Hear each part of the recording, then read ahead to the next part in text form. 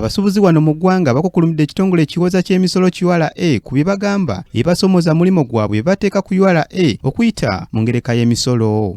Baba ne bawandiisa tini namba naye Uganda Revenue Authority ebeera bweti olumala okulaba nti oyingiddeko bekapa kati eddayo okulowooza wava musolo erowooza tini namba zerina kati abantu abali eri abali ku tini namba beekweka akeedi emu erimu abantu 2,000 tosobola basikiza abantu 100 batundira ku luguudo baliwo basse tebeezamu omusajja kati nze ndi musuubuzi wa binyeebwa olina mashini ekuba kilo 2 niyo olw'amasannyalaze okuba amatinga ekuba kilo 5 kyokka buli lwerwaninga etwala amasannyalaze genkanankana kositi yenkanankana nakubye kilo 2 omurundi business.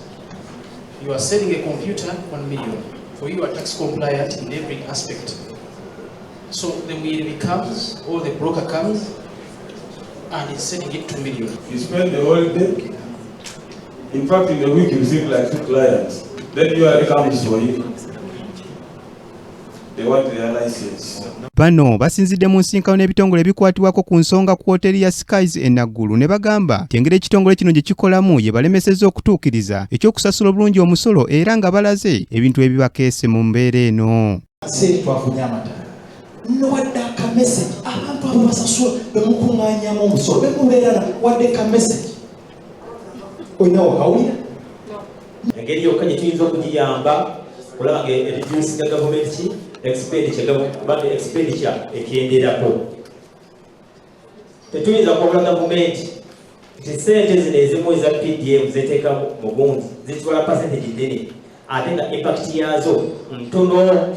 Ate naawe weeteekerera wa shoes ba mu position gy'olimu odde mu position eriyaffe. Singa ekigambo ekitibwa supplementary abantu bafe abapalamenti tebakibaako nakkomo babeeko limiti we bakoma gavumenti bweneeyiga nti supplementary tejja kubaayo ekyakola ebiriyo ebizimba eggwanga. Abasuubuzi bawabuddwa ku ngeri gye bayinza okwekulaakulanyamu wakati nga basasula omusolo ng'era wano baweereddwa amagezi okukendeeza ku ky'okusuubula ebintu ebweru bajumbire okulinyisa omutindo gw'ebintu ebikolebwa wano mu ggwanga.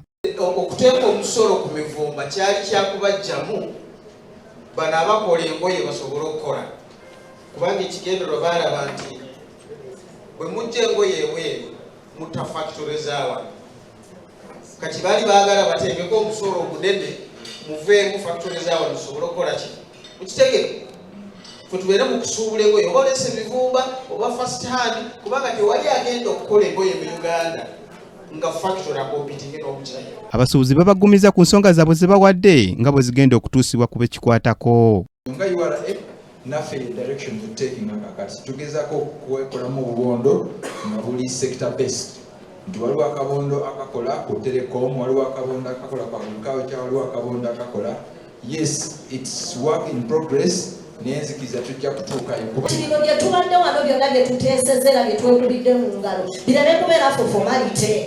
These are things Mr. Sekita ayogedde tubyogedde era tubyogedde and we shall continue talking because we are Ugandans. Donald Nyenje ku lwa URA asinzidde mu nsinkano eno ne yeetonda ku bitatambudde bulungi. N'ekintu ky'exemptions tugezaako okulaba nga tukifuula tukitambuza mu ngeri y'obwerufu.